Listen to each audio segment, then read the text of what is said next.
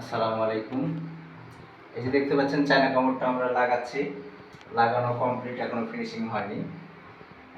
সাইডে সাইডে পুটিং করা লাগবে, সাইডে পুটিং করা লাগবে।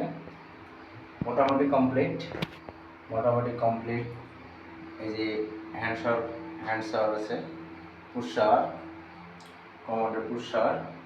এই যে এটা এটা লাগিয়েছি, এটা সম্পূর্ণটাই আঠা দিয়ে লাগানো, কোনো স্ক্রু নাই, কোনো ধরনের স্ক্রু নাই এটাতে। স্ট্যান্ডটাতে কোনো ধরনের স্ক্রু নাই। দেখেন এই যে পুশ শাওয়ারটা আমরা লাগিয়েছি,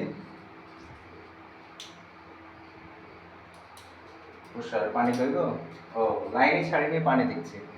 যাই হোক, সেটা বিষয় না। এই যে লাইন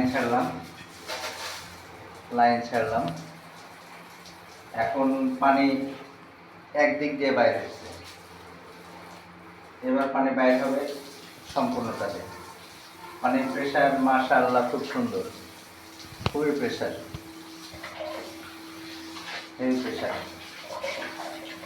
প্রেশার হওয়ার কারণ হচ্ছে, এত প্রেশার হওয়ার কারণ একটাই, সেটা হচ্ছে যে আমরা এটা চারতলা বিল্ডিং, এটাতে আমরা উপরে দিয়েছি 2 ইঞ্চি লাইন, আর যেসব লাইনগুলো বাথরুমে ঢুকেছে, যেসব লাইনগুলো বাইরে দিয়ে বাথরুমে ঢুকেছে, সেগুলো দিয়েছে 1.5 ইঞ্চি, আর ট্যাঙ্কি থেকে দিয়েছে 2 ইঞ্চি।